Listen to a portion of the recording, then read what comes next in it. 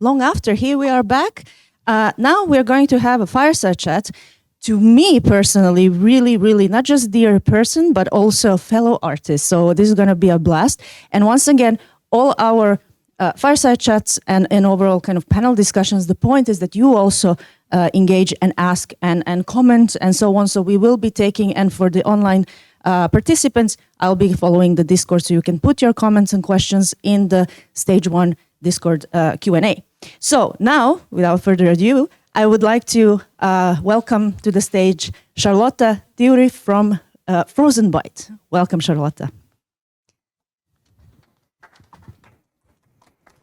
Hello, everybody. Is this working? Yes, it's working, and here we are.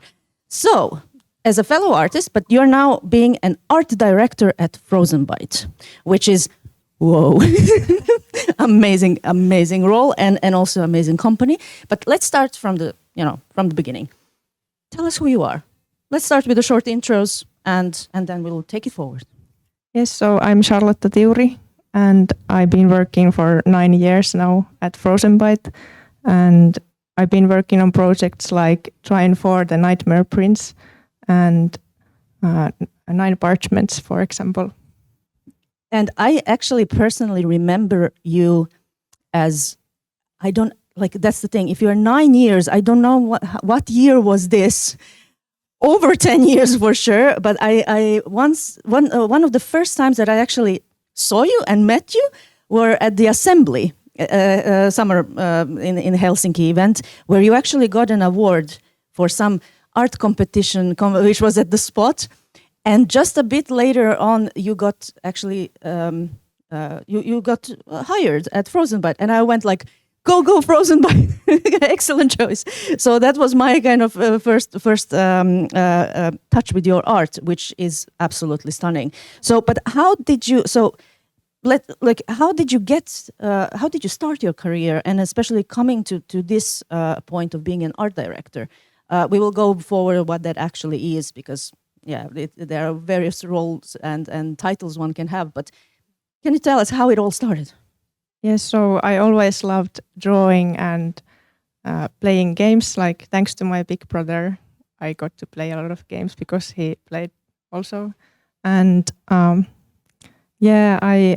really like to do some fun art, like out of Final Fantasy characters, like probably many of us. Sephiroth, I'm so guilty of that one. Yes, I did come that on. too. Yes, so guilty. And then I remember at school, like drawing some Pokemon in my notebooks, and the teachers were not happy, and they were like, "You shouldn't draw Pokemon." And I think they were wrong, because now I'm making games as a living. So teachers are, as a teacher, I can say this: teachers are very wrong most of the time, and it's very true. I was also in, and you were also in art school. I mean, this sort of like you were attending the art school. And I remember also we were discussing about this, that like teachers not liking what you do, even in your own free time, which is like, why?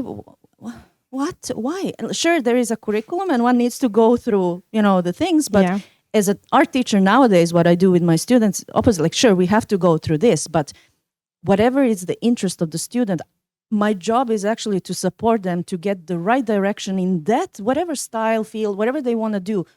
I mean, literally, method of art creation. So, and your experience was similar, that it wasn't really supported in school. Is that so? Like, I think it's wrong to say to kids, like, you shouldn't draw this, you should do this, like, why should they decide what's the creative thing that the kids want to do? You should always support.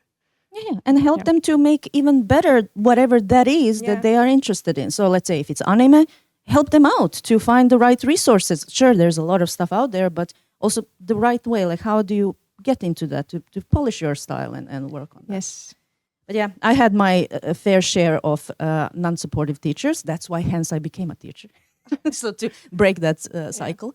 But the thing there is also, like, as of course school has its curriculum, so there is that, but there's always a way, so no excuses. And you are now the art director, so what does that really mean in day-to-day job? Kind of like, can you tell us more, because there's of course art lead and so on, but art director, and it's very it's a role that it's kind of the goal to get to for many in the career.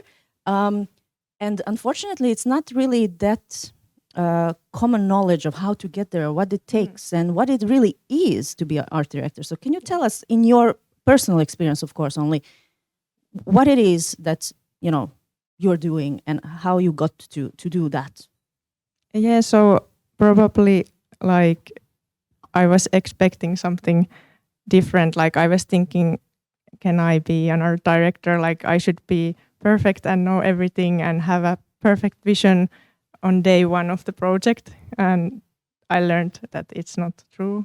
Like as everybody, I think that you don't really know like what you're supposed to do or how things will go before you do it, and then you will see. So that's the way to do anything really. Like you just have to do your best. And Yeah, indeed.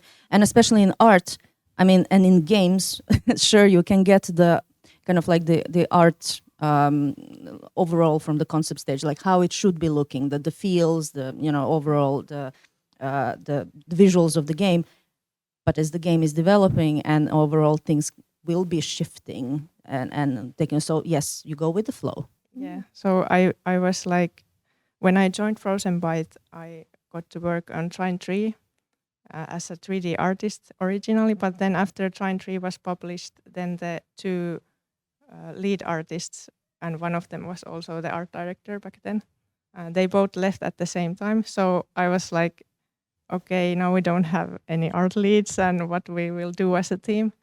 And we were like, who wants to be the art director? Like, and everybody was a bit like, well, I would like to just do my 3D assets or whatever. And I was thinking that at the end of Trine 3, I really wanted to, after making all the 3D assets, I wanted to use some time to play the game and make sure that everything looks nice and that everything is working like as a whole. So I made this fix list, and Nice. that was actually something that's very normal, like in daily life of art director, to do these fix lists or like fix this and this and this. Go through it over and over. So fix stuff up. yes, I didn't really realize how soon that would become something I will do every day, because then I was like, well, no one else is really up for it, even though there were more senior artists.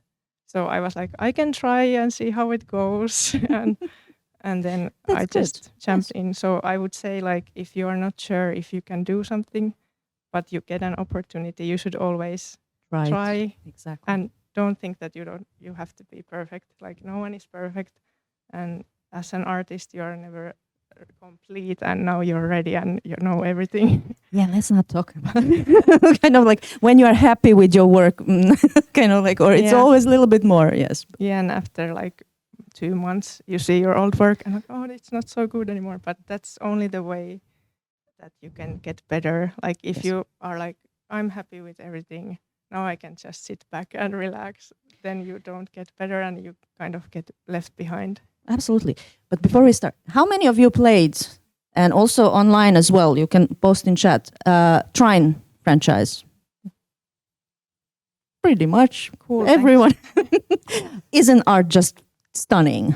I mean, oh my God. So yes, like, Thank you. and you got also quite many awards. I mean, as a team, obviously. I mean, Yes. but yeah, it has been really recognized on various levels. Yeah, I think as an art director, it's like I want to, like I don't need to come up with everything alone. I'm just there to steer the team to the right direction.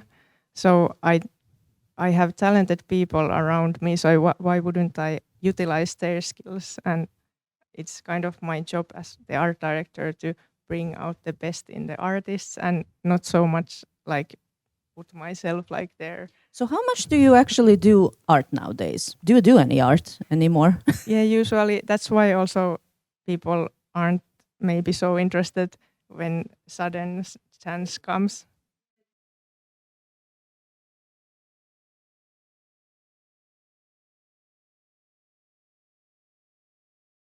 So this is where, so yeah, the game development is also this. Yes. Like, this is so normal. this is normal, and also you see this calmness. This is also like you go with the flow, and the experience actually does not come in this sort of that you have answers. It's more like you've been in similar situations. It's like yeah, and we will figure it It's out. not the end of the world, and No. that we learn next time we don't put TV. In this on. kind, apparently, yeah, that's a learning, moment for all of us, and also for the junior devs out there or someone who wants to break into the industry. This is it, just beautiful mess. So you embrace it. That's Yeah, and creative process is always really messy. That it's like not, you don't maybe have the vision when you start, or you have some kind of idea, but then as you go and as you utilize your team skills and everybody works on it and has their unique ideas, then it's going to form over time. And oftentimes, like, I have some idea, but then I'm positively surprised that, oh, my team came up with something much better than I originally thought. So then I feel like I've kind of succeeded, that I'm kind of not needed. So that I can kind of encourage my team to really get better and better all the time. yeah. And again, like that's the thing. We need, especially as creatives and with our creative teams, we need each other to inspire and question each other in order to get that better like result Yes. out there, whoever comes up with it. But if we don't, as you said in one moment, if we just do everything the same and we don't do stuff different, try different things, it just remains, well, there's no innovation coming out of that. Yes, That's and for sure. maybe it's fine, but it's not very special. Like No, and not really for gaming industry. Really, like we are all about, yeah, we did this. Let's now do something else. So let's try something different. But now, you as an art director, and especially before, because you kind of, there was this opportunity and you stepped in. But have you had any expectations before? Like, what would that be? Sure, you saw your colleagues. I mean, who were being the art leads or art director, also role, like what they did. But any expectations versus reality in your own kind of anything to share? Maybe some anecdote or something. I don't know. Like, how is your experience in that? well, it was just that I thought I need to be very perfect. That yeah. So, but it turned out not to be true, and something that I think I didn't really think like that, but people might think, like, sometimes I feel like people are treating me like I'm somehow above everybody, or I don't know, some kind of godlike thing. But I'm like, no, I'm just equal with everybody, and we are all people. So I think that's very important, and I don't really want to call my team members subordinates, or in Finnish, like alainen. It's really sounding bad. That's not at all how it works for me, at least. Yeah, I mean, usually it's more like if someone has a question, especially from some other teams in the company, they would come to you instead of bothering the artists or something like. So basically, you would be the one really having answers, or at least figuring out the answers with the team, specific questions that are coming, because our director would be the one with that responsibility, really. Yeah, and I of course have the kind of final say on the visual things, but I always want to talk with my team and be like, if anyone has any ideas, and listen to them. Like, it might be that we do it differently than people are like suggesting, but still I want to hear everybody's ideas, and I don't want to be this dictator. Like, why would I not utilize the team skills and trust that they can do it? Of course. And when it comes to, like, so do we have anyone in here who is actually interested in this role to be an art director potentially? It's not scary. You can try. I mean, if we can do it anyway. Yes. It just takes a bit of this sort of stepping out of comfort zone, but that's good. Stepping out of comfort zone is really good, especially for us artists, kind of to figure out, also as in art creation as well, not just about the kind of the role you have. So I had this thing that I was planning to say earlier, like about being able to do some actual art myself.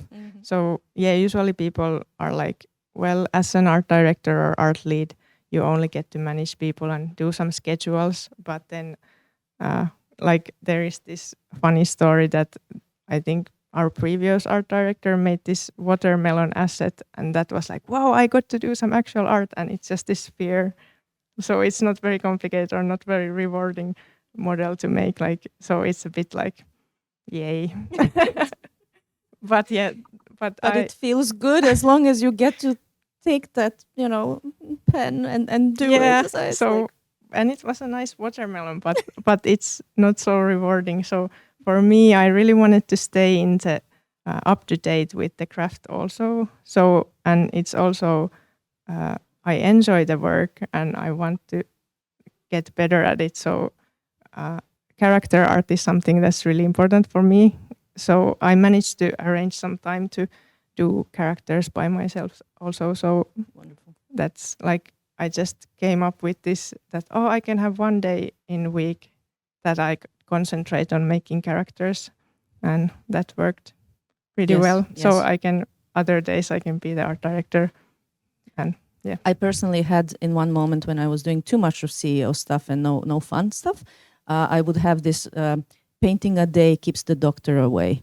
Yeah. So that's kind of like doing anything like digital, like sketch, whatever, something just to kind of painting a day keeps the doctor away. Yeah, and if you're like feeling that you're too busy, like that's often what when you're lead, it can get that you have too much work and too little time, and you cannot even dream about doing anything else. Like you have to make these schedules and like everything not so exciting probably. Yeah. But then yes, so it's very important in any role to be able to really tell your lead or whoever management that what you need, because they don't know if you don't tell. So I also want that my team members tell me what they need, and that's sometimes a bit difficult to get out of people because they're like, I don't want to be a bother and I don't want to but it's in the end, if you feel like, I want to do art but I don't have time for it as an art director, then you can just ask and say that, hey, I would like to do this, and maybe it's possible. But if you don't ask, then exactly. no one knows. But make sure that you ask and also try different things to see what you would like to do, because again, it can be maybe something else, learning some other skill, or completely just saying like someone who is 2D, like actually getting more into 3D or other way around. It doesn't have to be even in the same field. So we just touched upon this kind of like this type of skill set that you would need as an art director. I mean, as you said, it's constant learning, continuous learning. But besides art, kind of art production skills, which are definitely big plus to have as an art director. Yes. Any other skills that you would be, so for example, soft skills, obviously with the team and so on, but any other tips for aspiring art directors, like if they want to already start considering this position in the future, what kind of skill set they should be starting to look into and work on them, because it takes time to acquire and get and practice the skills of whatever they are. So any thoughts on that? Yeah, so giving feedback to people and also asking for feedback and receiving it yourself, it's really important and daily thing at an art director's life. So I want to always give feedback in a way that I kind of first, when, for example, a 3D artist makes an asset, I maybe give a bit vague description that what is wanted. For example, a chair that fits to this kind of environment or something like that. And then they can, by themselves, search for some research images online, for example, and combine those and different ideas and then come up with some concept. And then I will check it and be like, okay, or then I'll be like, you could fix that a bit or something. And then at every stage of making the asset, I will give feedback in a point where before they go and use a lot of time for something that's not confirmed, it might save some time that they always ask when it's good time to ask. So yes, but it's really good to give them that freedom also from the start, that getting that mindset of like, okay, this is needed, so now how I would do it kind of moment. Yes. As an artist, that's really, really Yeah, Nice. they are not like these machines that just print out stuff. Yeah, well, some management in some companies tends to think that, but no, they're still humans with lots of emotions among the art teams. Members. So yeah, that is one really important soft skills. Super And important. something I do a lot is these paint overs. So maybe taking a screenshot of a level or a screenshot of some 3D asset, and if I feel that maybe it's difficult to explain verbally, then I can draw on top of it. I do this a lot. Like I have done probably hundreds, if not thousands, of these scribbles. So it's kind of like I get to draw something, but it's not. It's just a guide for the artists, and that's actually something that if you want to be an art director, you could practice. So you could maybe go to some art Discord server or something, and where people want some feedback. You should probably always have consent from the artist, because not everybody wants to be like professional artists. So maybe the art is some way for them to just relax. So maybe just don't go and give feedback for people who don't want it, but there are many people who want it. So yeah. I mean, at least Discords, I know that quite many there are. Like even we have under IGDA Game Art Special Interest Group Discord, and there is a feedback channel. So the point, if someone puts their work, that's exactly, they're asking for feedback. So yeah, and also read the room kind of thing. yes, Make sure that like if someone wants to have that feedback. So yeah, being considerate and yeah, and that's, then like giving some paint overs is really, I would at least appreciate it, because it takes some more effort and someone is really thinking about and wanting to help you. So, and making those quick overpaints is something you will yes, benefit from if you're an art director later. So indeed. But yeah, do we now have any questions or comments from anyone here? At least artists in the room. I know there are a few, so I'm not going to look at you, just not to make no concept. But yeah, does anyone have from the art? There is one in the back.